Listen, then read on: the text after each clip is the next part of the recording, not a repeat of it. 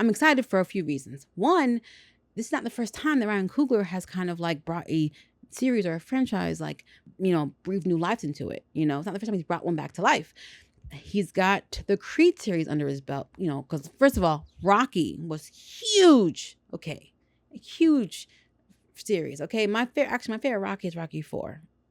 If he dies, he dies.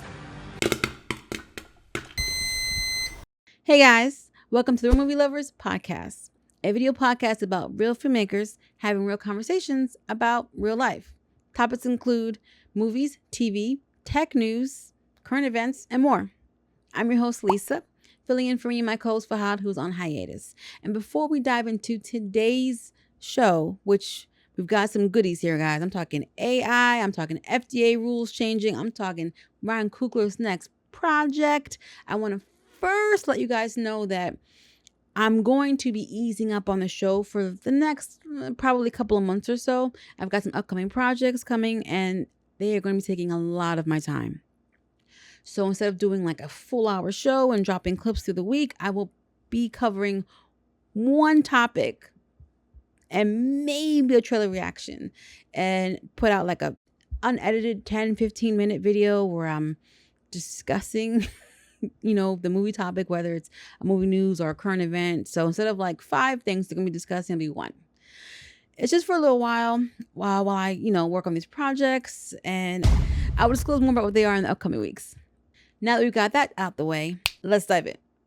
First up and checked out, guys, I watched Sinners, the new Ryan Coogler movie about 2 brothers, twins, played by Michael B. Jordan, who returned to their home in Mississippi during the Jim Crow era, 1932, I believe, and decided to open up their own little nightclub jukebox thing, only to find that vampires have entered the chat. Don't worry, there's no spoilers. No spoilers.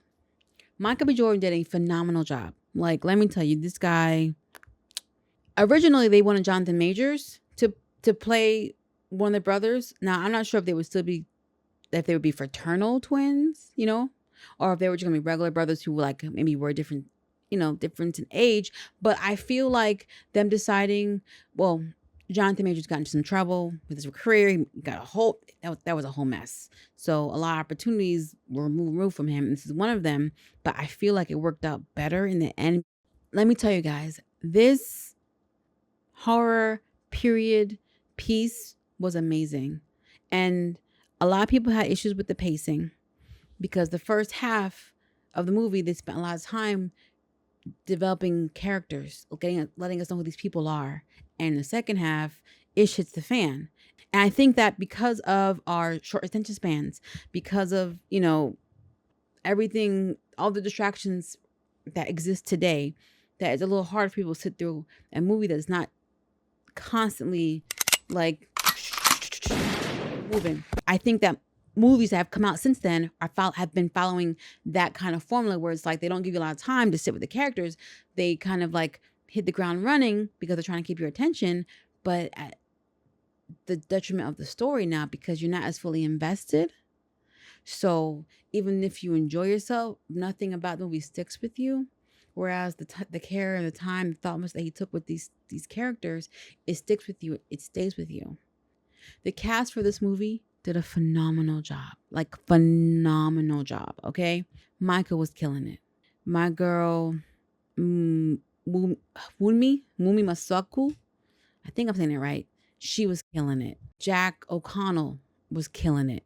Haley Steinfeld was killing, like, everybody, even newcomer Miles Catton, killing it. This is the first role for this guy, and you can't tell. He was holding his own with some very talented actors. You held your own against Delroy Lindo.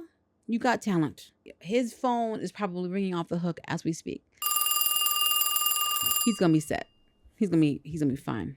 And the thing I love that is this isn't just a vampire story. It's not just a vampire movie. There's layers to it. There's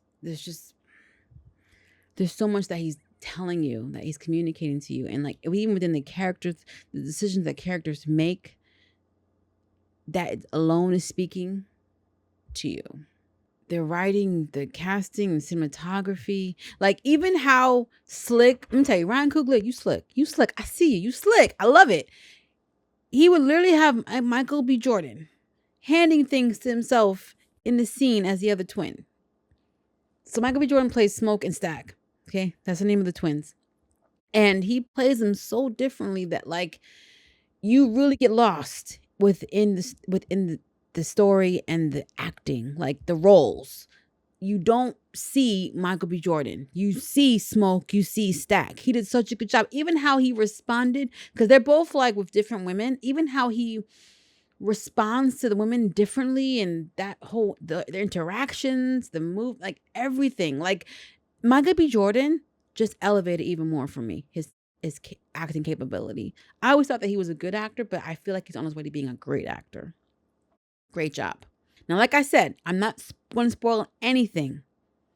However, I am going to be a guest on a podcast, the What's a Good Though podcast. We're going to be recording next week, and we are going to be deep diving into Sinners. Okay, levels. There's levels to this movie. We're gonna be spoiling the heck out of it. So if you haven't seen it yet, go see it. We saw it in IMAX, not IMAX 7D, because I forgot there was a difference when I got there.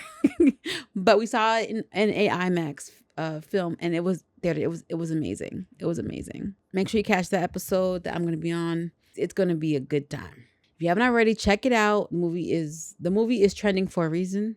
It is so good. I also watched Heart Eyes, which is like this fun, slashy, dark comedy movie that came out this year around Valentine's Day, about a killer who literally murks couples on Valentine's Day.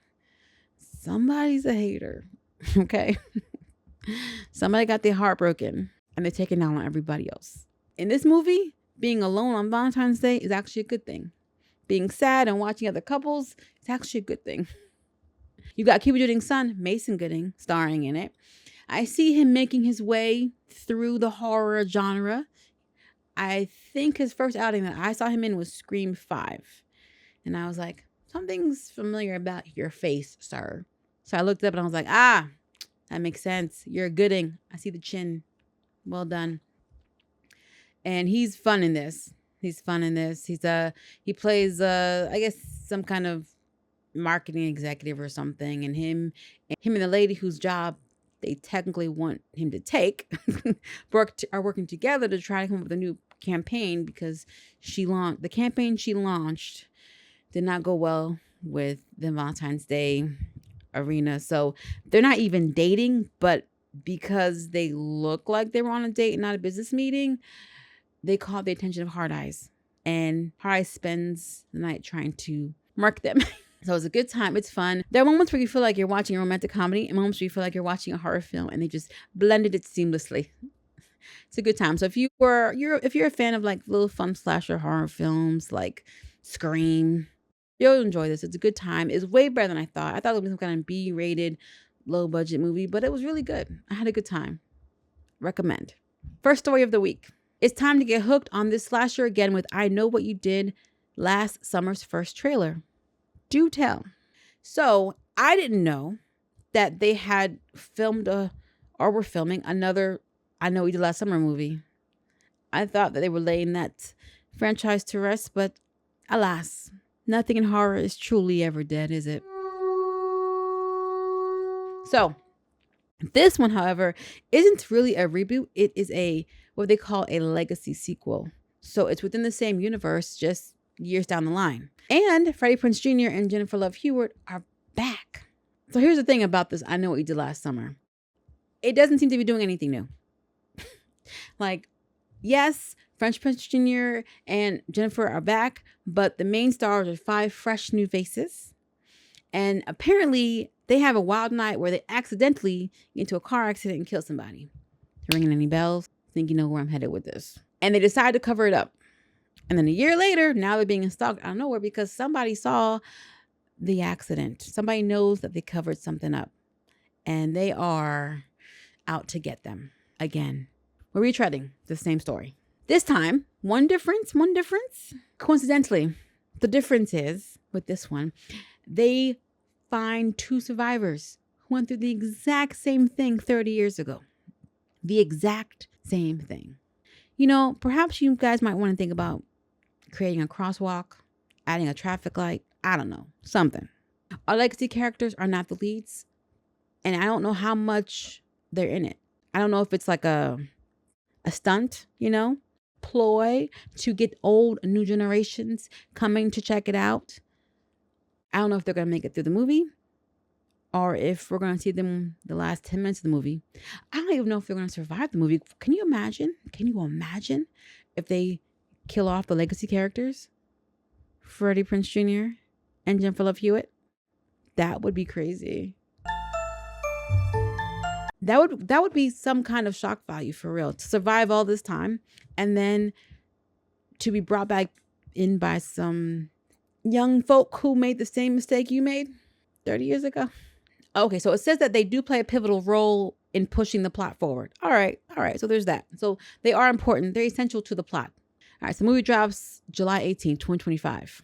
So get this. So Brandy, the singer, who was in I Still Know What You Did Last Summer, she was in the second one. Because yes, first of all, there was I Know What You Did Last Summer, I Still Know What You Did Last Summer, and I'll Always Know What You Did Last Summer. Kept that title thing going, did you? I saw the first two. But after Brandy and Jennifer survived the end of 2, I tapped out. The third one, I have no idea what it's about. I don't even know if it includes the original people. I don't know if Freddie and Jennifer Love Hewitt came back for that one. I have no idea. I don't think they did. I think that was a whole new reboot that didn't go anywhere. But Brandy came out and she caught wind of the new movie and she was like, well, no one's reached out to me, but just so you guys know, I did survive the second one. So technically I'm available. I'm ready to go. What are you waiting for, huh? It would be interesting if they brought back Brandy, but I feel like if they're bringing back Brandy, they would definitely kill off her character. There's no way they're letting 3 legacy characters carry on. Looking at you, Scream 5. Still haven't forgiven you for killing Dewey. All right. So are you guys looking forward to this? Is this your bag? Now, I love a good slasher film. This is a movie from the 90s, and they're doing, again, a legacy sequel. They're a resurgence. They're trying to marry between the older generation, the new generation, and have us all come together. I will get around to probably watching this, but I'm not going out of my way to watch this. No. Mm-mm. There are much more fun horror movies coming out. So I'll be waiting. Will you be in theaters? Let me know. Our second story, Enola Holmes 3 gets first look in new image and exciting production update from Netflix. So for those that don't know, Enola Holmes is an original Netflix movie with now 2 sequels in which we are following Sherlock Holmes' younger sister, played by Millie Bobby Brown, who everyone knows from Stranger Things. And let me tell you, Enola Holmes, those movies are hella fun. If you're into mysteries and a good time, right up your alley. They take place during horse and carriage times, I think. Does anyone have a car? No, horse and carriage times. Whenever that was, the 1800s. So in the first one, she has 2 older brothers, and Sherlock and the other guy, I can't remember his name. And they're out doing their thing, like, solving mysteries. People want Sherlock to help them with all kind of stuff. And Millie is being raised by their mother. Now, she's not being raised the way a proper lady in the 1800s is being raised. Her mother, they do all kind of like games, brain teasers. They do a lot of reading. I think they actually do sword play. Like, she really has an exceptionally awesome homeschooling childhood thing happening. And then one day her mother's goes missing, but has left clues behind that only Millie would know. And Millie decides to go out, leave the college, and start investigating. And she does run into her brother Sherlock and everything, and she ends up uncovering like an even bigger mystery involving their mother and everything around what's going on. So, and it puts, kind of like lights that passion within her, like, oh, I'm good at this and I like this. solving mysteries, solving cases. Runs in the family, I see. The sequel, the second one, she's a little older. She opens up her own little agency to get cases, but she's still kind of young. And she's a woman in the 1800s. So people aren't running to her for help like that. So she's trying to get business. And I cannot exactly remember what happens or how she gets the business, but it's a whole nother mystery that she uncovers. And it was enjoyable too. Like I remember the first two, I love them. On par. Love them. Now, by the second one, they only featured Henry Cavill, Sherlock Holmes. The other brother, they kind of like either got rid of, not dead, but like, I don't think there's a mention of him, or maybe he went off to school. I really don't remember, but now it's more on them too. And just features. It's not like you see a lot of Henry Cavill in these movies, because again, it's not a Sherlock Holmes movie, it's Enola Holmes. This time around, for the third one, it says that Enola, finds herself at the center of a new mystery while attempting to take a vacation. So you know how Sherlock Holmes loves hunting for a good mystery? It would seem that Enola Holmes has mysteries coming to her. My girl's just trying to have a vacation. Can't even enjoy a vacation, and they already run up on her with some new stuff. So I'm wondering if, because they're kind of talking about Henry Cavill coming back, I'm wondering if he's going to have a little bit more this time around. Because in the first two movies, you saw him, his involvement was important. It was pivotal. It did help. It even helped elevate Enola as a detective. But there wasn't a lot of him because, again, it's an Enola Holmes story. So this time around, I'm wondering if they're going to continue that trend and only feature him in little snippets, or if it's like the two of them teaming up to solve this mystery together. Enola is very smart and crafty and imaginative, and don't take no mess. Like, her mom was a rebel, and essentially, as far as society is concerned, Enola is also a rebel. But Sherlock Holmes, is Sherlock Holmes. So where Enola is smart and calculating, she can still find things. I mean, Sherlock Holmes is still the greatest detective in this universe. So, he's not letting his little sister beat him. But them working together would be fun. Now, I don't know if they're going to do that because it might take away from it being Enola Holmes. I'm not against a spin-off movie, Sherlock and Enola, where they are working together. Or a spin-off of just Henry Cavill as Sherlock Holmes. I love this whole entire family. Hell, even the mother's interesting. Even though we don't see a lot of her in the first one, what we do see of her and know of her, she's interesting. Everybody in this family is interesting. I need all of them to have movies. So filming is happening right now, and they're expecting it to be released by next year. The main concern is the fact that Millie has had success with the first two Enola Holmes movies. They've been well received, well deserved as well. And Stranger Things obviously was where she made her footing. But she's also had two not so great runs come from Netflix films. One being Damsel, where I guess she plays a princess who has to fight a dragon because of the evil family. I never got around to watching it. I kept telling myself I need to watch it, and I just never got around to watching it. That had mixed reviews. Some people were like, oh, it's okay. Some people didn't like it. Mixed reviews. But then she had a certified bomb, The Electric State. It seems that people collectively highly disliked.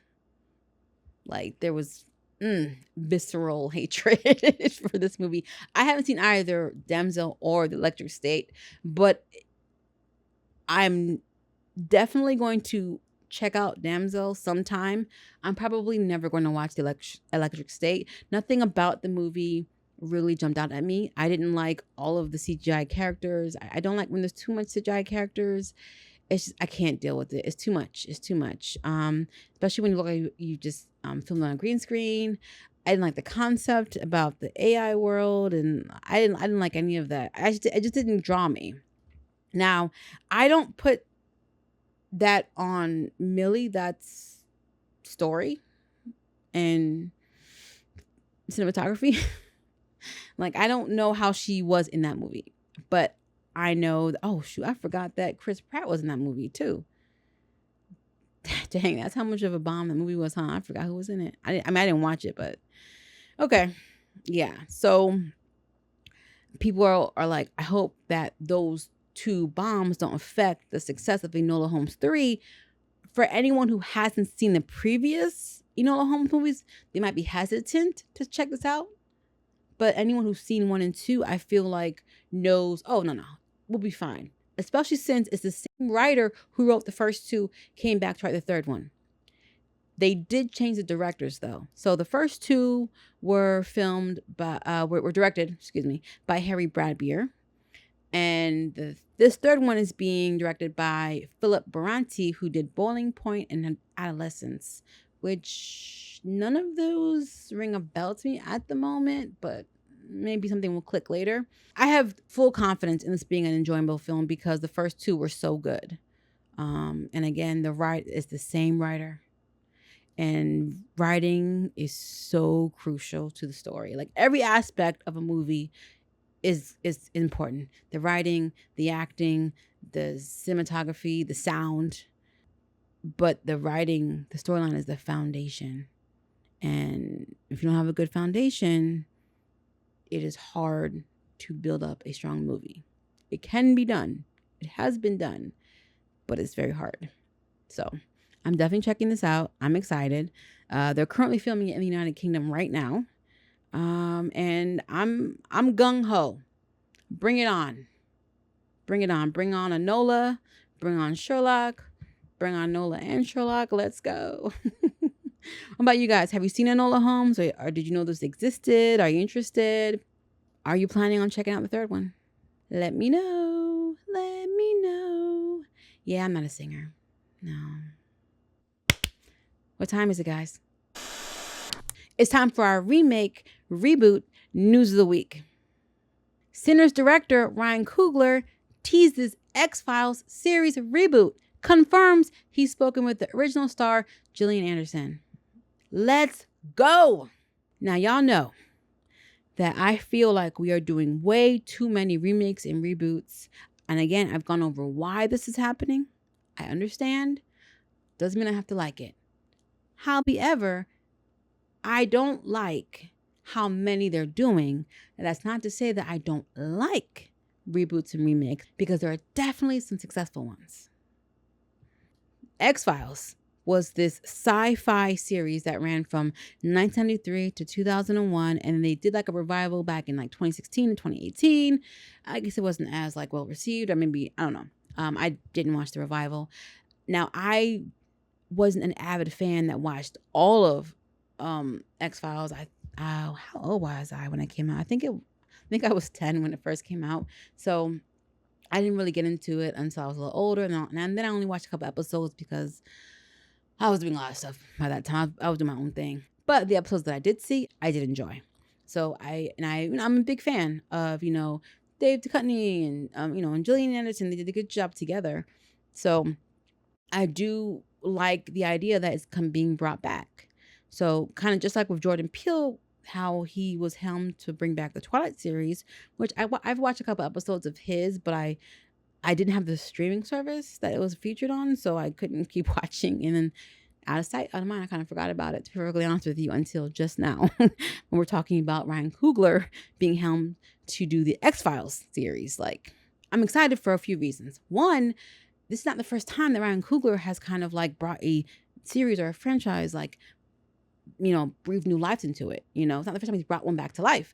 He's got the Creed series under his belt, because first of all, Rocky was huge. Okay. A huge series. Okay. My favorite Rocky is Rocky 4. If he dies, he dies. How could you not love that? So, but that was so long ago. And for Ryan to come in and shift focus from Rocky to Apollo Creed's son, Adonis, like, and just really like make you care and find new ways of telling this rise to the top story and giving his character new challenges, and especially with the casting, and like it just, these Creed movies are so good. Like 1, 2, and 3 are good. Do I have a favorite one out of the 3? 1. I feel like 3's pacing, like there wasn't as much buildup as I would have liked. But I also think that's under different circumstances because of like how that story particularly was told, but I still enjoyed it. It's still good. So I still say it's a good trilogy. Now, he's able to do that. Then he tackled Black Panther and just set the tone, okay? He came out swinging, all right? And in a time of, the unfortunate passing of Chadwick Boseman, right in the middle of like COVID and everything was just like very difficult, he manages to put out a sequel, Wakanda Forever, that I think is really good. No, it's not on the level of Black Panther. No, you lost your main star. You had to pivot. You had to redo things. And I feel like half the movie is them mourning Chadwick's death, and the other half is them moving on within the story. And I feel like you see it on screen. And those conflicting tones for me, I think kind of didn't gel as well together, I should say. I still enjoyed it. I still liked it. Obviously, if Chadwick was still alive, it would have been a different type of movie. And I know that it really would have resonated even more with people. But again, like, there's only so much you can do when, unfortunately, somebody who is the main character passes away. That being said, I have confidence in his ability to handle X-Files. And seeing what he did with Sinners, the movie, the horror elements, the storytelling, the character building, the world building. Yeah, I trust him to be able to bring new, interesting elements, stories, and layers into an X-Files reboot. And he also said, and I quote, "Some of those episodes, if we do our jobs right, will be really effing scary." Now listen. I have been on a horror kick. I feel like these past couple of years, I've kind of been returning back to my love of horror. I kind of stepped away from it because horror was my first love when I was younger. I know, a kid watching horror movies, probably not the best thing to do in grade school, but que sera, sera. And then when I got older and after I had children and family, I kind of shied away because there was a shift in horror movies and I didn't really like all of them like that. So I kind of watched sparingly. And then I think it was around the time the Blair Witch happened, which I enjoyed the Blair Witch Project, but then it became Paranormal Activity, and then it just found footage, and some found footage was hit and some didn't. And I just kind of like, and then they started going to heavy possession. And I'm just like, possession is kind of fun when it's like Chucky, but the way they were doing it, I wasn't as excited. So it was hit and miss. But there's been a resurgence of new and different horror. And I feel like, well, one, Cabin in the Woods, when it came out in, I want to say 2010, that started to revive, the passion within me.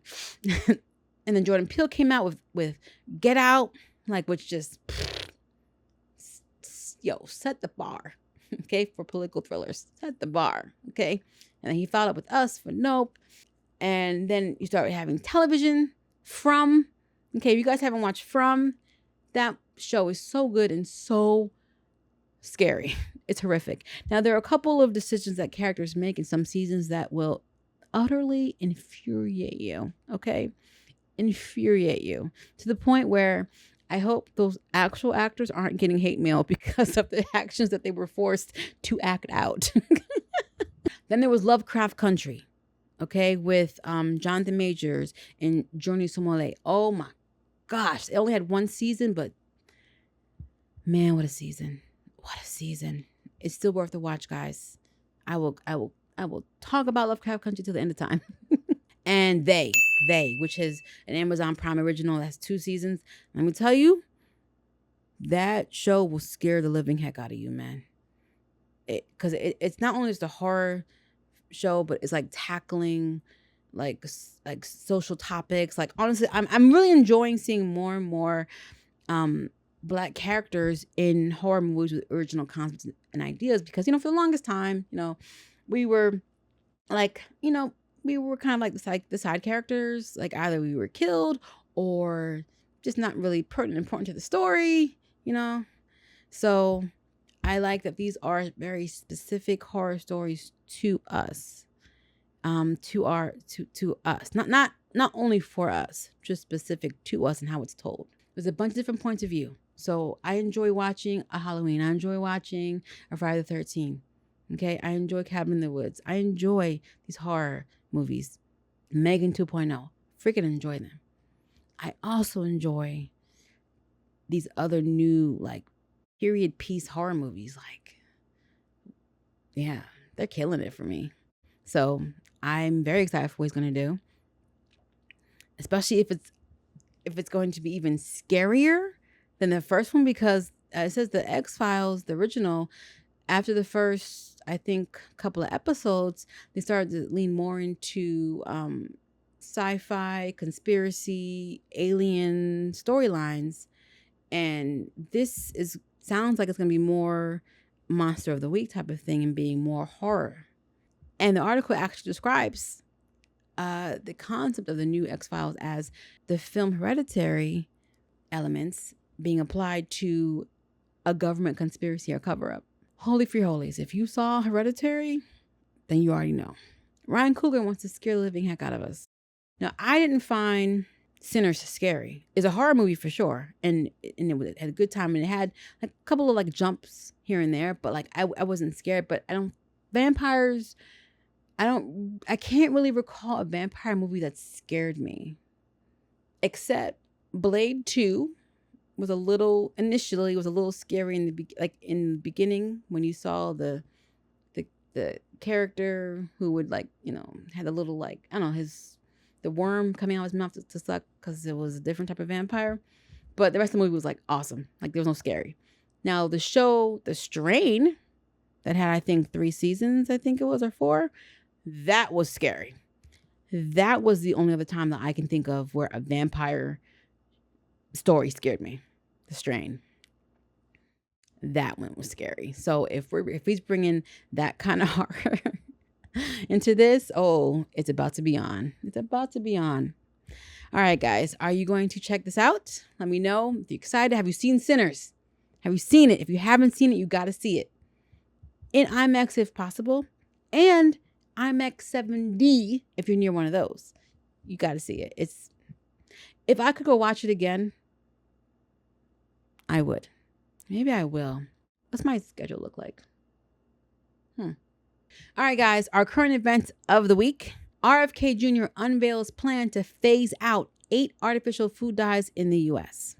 Now, whatever controversial things or moves that our RFK Jr. is trying to make is one thing, but this right here is something that I can get behind.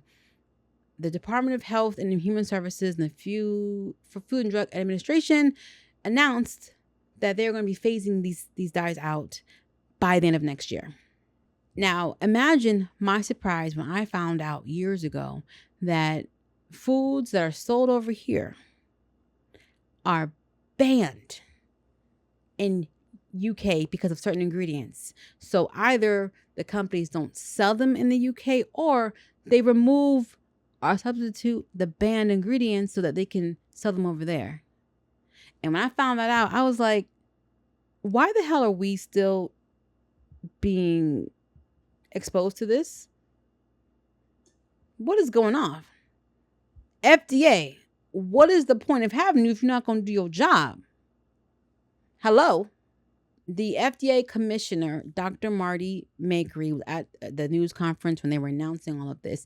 And he said that the agencies are looking to revoke authorization for 2 synthetic food colorings and to work with the food industry to eliminate 6 remaining synthetic dyes used in cereal, ice cream, snacks, yogurts, and more. That's literally 80% of every kid's diet. Oh my gosh. Makary says, today, the FDA is taking action to remove petroleum-based food dyes from the U.S., food supply, and from medications. I didn't even know that the dyes were medications. Like, for what? For the last 50 years, American children have increasingly been living in a toxic soup of synthetic chemicals. All right, listen. I will give you the first 20 years.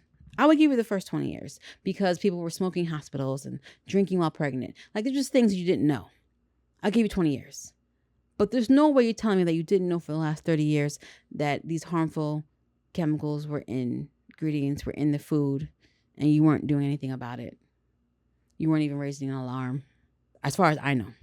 Former President Joe Biden's administration in January started the process to ban one artificial dye, red number 3, which will need to be removed from food by January 2027, and from medications from 2028 because it was shown to cause cancer in rats. Get the F out of here. So the reason why they do testing on rats is because the way they process things is similar to our body types. So it makes the most sense for them to test things out on them, because what affects them in a certain way is kind of what would affect us. The Biden administration, like, they were going after one. And I feel like red number 3, I feel like that might be the worst one from what I've heard. I think that's the worst one out of all the dyes. But they're giving them more time. They're giving them until 2027 and 2028. Now, RFK Jr. is expecting to get these dyes out by the end of next year. However, he also said that 4 years from now, we're going to have the products off the market, or you will know them when you go to the store. So either they're going to be gone, or there's going to be like a label saying, hey, this contains dyes that could cause cancer or whatever. So are you giving them till the end of next year, or are you giving them 4 years? I'm confused, but okay. Let's give them extra time, I guess. I don't know how this works. So they're talking about removing citrus red number 2, orange B, green number 3, red number 40, yellow number 5, yellow number 6, blue number 1, blue number 2, Chanel number 4. It's like that last one was, I made that up. Okay. What are all these colors and numbers?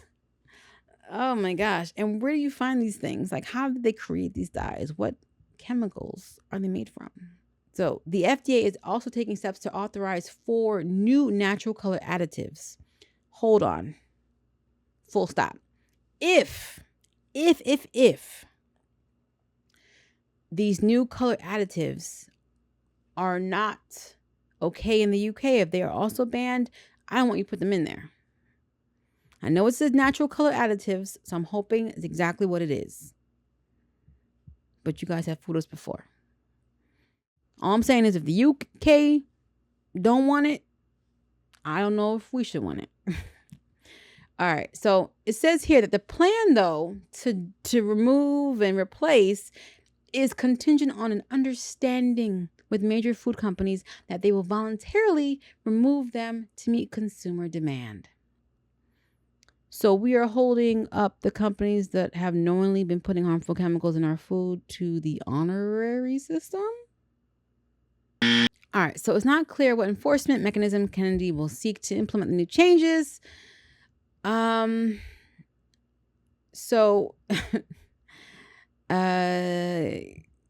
said, we don't have an agreement, we have an understanding. Oh, an understanding. Okay, like a handshake? Now, Makary, the head of the FDA, went on to say that the agency plans to work with the food industry instead of having Congress step in. Now, I don't necessarily like the idea of having government influence and everything, because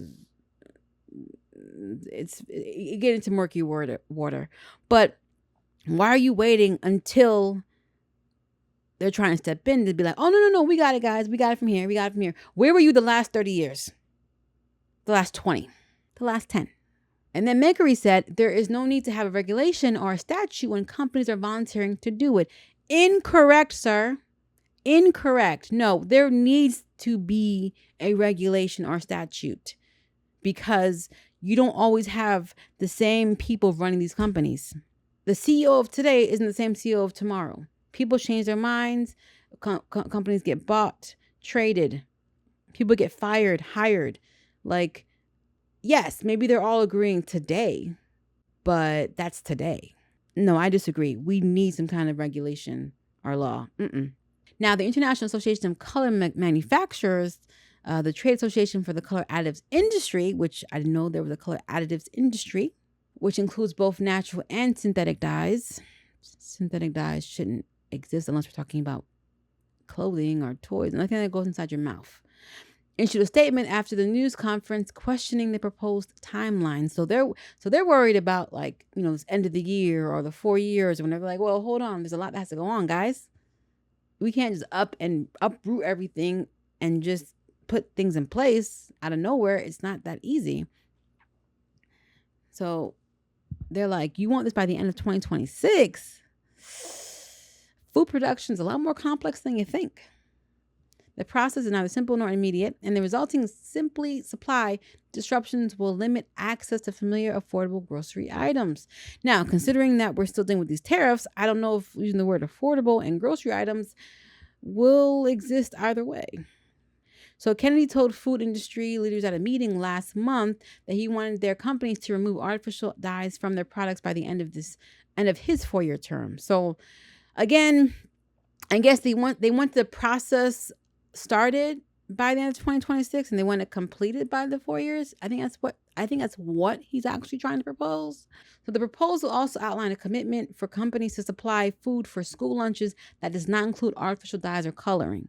So it's expanding, not just on the shelves, but in the cafeterias.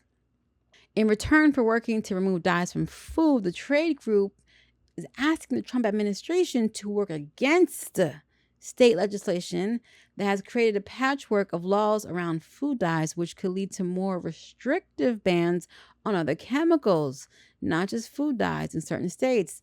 Aha!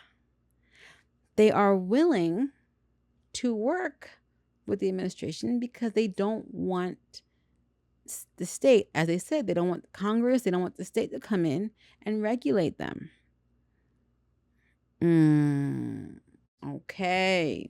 That's why y'all trying to get all familiar.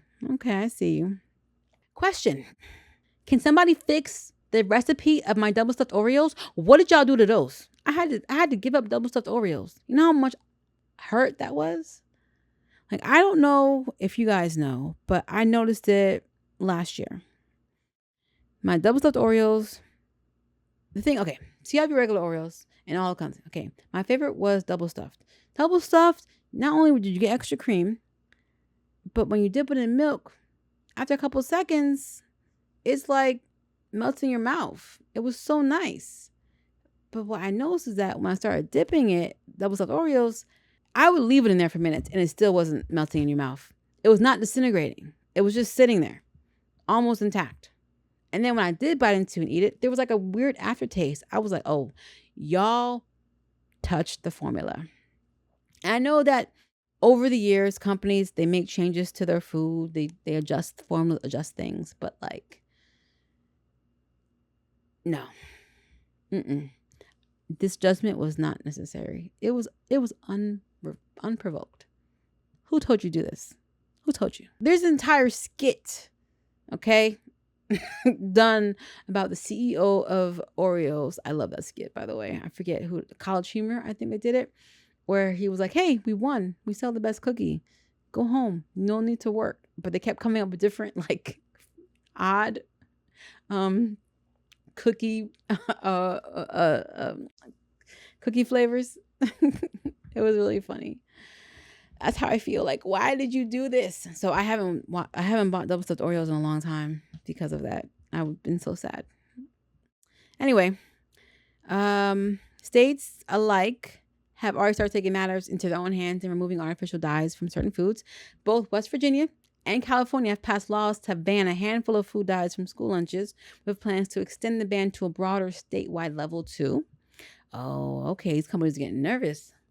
And let's see. Yep, they already started banning things.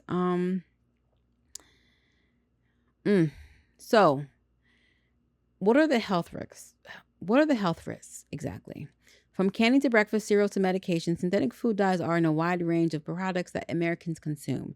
Studies suggest their vibrant color makes food more appealing and could even increase appetite. Have you seen the stats on obesity in America? Do we look like we need an increased appetite? Makery claims studies have found a link between petroleum-based synthetic dyes and health conditions, including attention deficit hyperactivity disorder, obesity, diabetes, cancer, and gastrointestinal issues. Wow. Scientists caution that the evidence for health risks are not that clear. Okay, I hear you. It's not a definitive no, but the numbers, the statistics, the high probability, why risk it, dog? Why risk it? Yeah, you're right. We don't know for sure how it affects these things, but why are we risking it?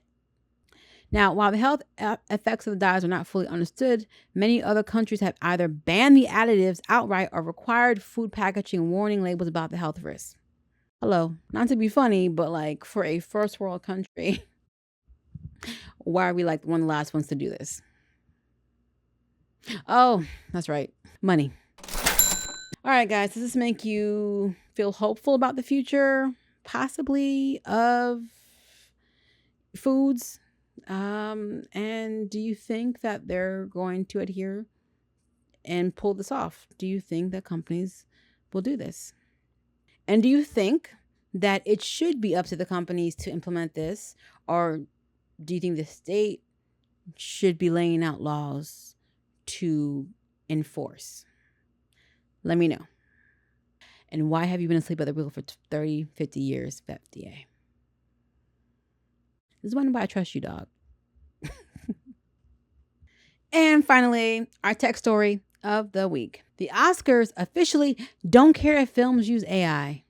Everything else is going, why not this? So, the Academy of Motion Picture Arts and Scientists acknowledged the existence of generative AI yesterday in the new rule changes for its annual Oscars awards ceremony.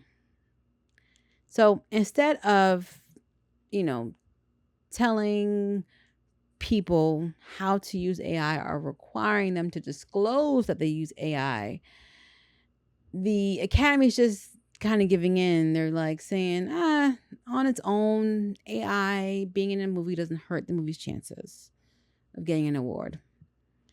But how it's used could kind of affect its chances. Thanks for clearing up nothing. Absolutely nothing. Appreciate that. So, what the Academy said in a passage with regard to generative AI, artificial intelligence, and other digital tools used in the making of the film, the tools neither help nor harm the chances of achieving a nomination. The Academy and each branch will judge the achievement, taking into account the degree to which a human was at the heart of the creative authorship when choosing which movie to award. So I feel like they're probably taking into account that you're going to see much more animated AI, because think about that. You know what I mean? Like, it would behoove them to kind of open the doors for AI and lower the requirements and the restrictions, because it will.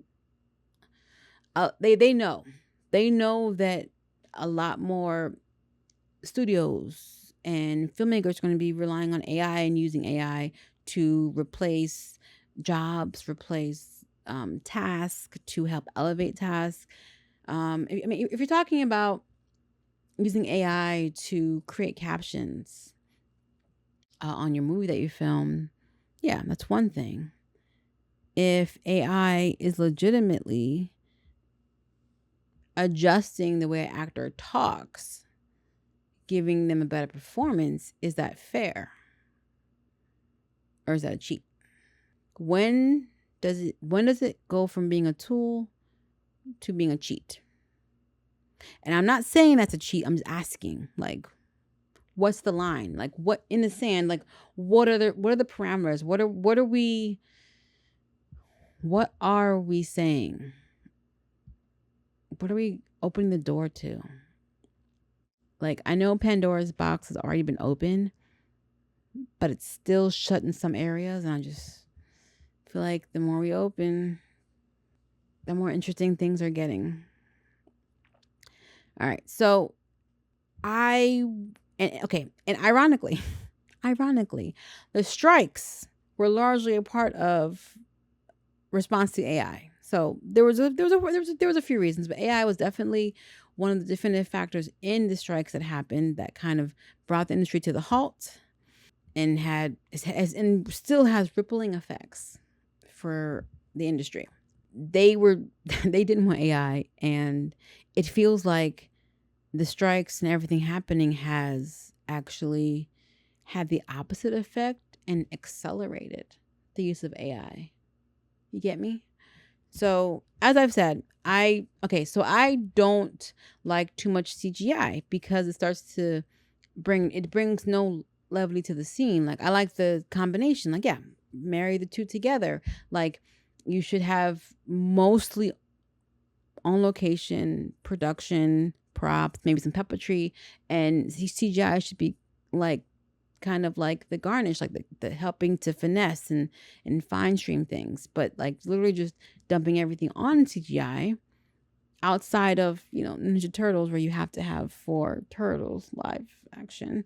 Although, I mean, the original Teenage Mutant Ninja Turtles was good, and those were guys in costumes. But no, seriously. So I just I feel like with anything, people are going to use, people are going to abuse. And if you're not requiring filmmakers to disclose that they used AI, how would you know how effectively they used it and how much human interaction there was? And yes, this year it's about human interaction. 10 years from now, maybe it's about as long as the human pressed the button, that counts. I don't know. The Academy didn't just address AI. With the new rule changes, they now have another rule that states that members are only eligible to participate in the final round of voting if they've watched all of the films being considered for a given category.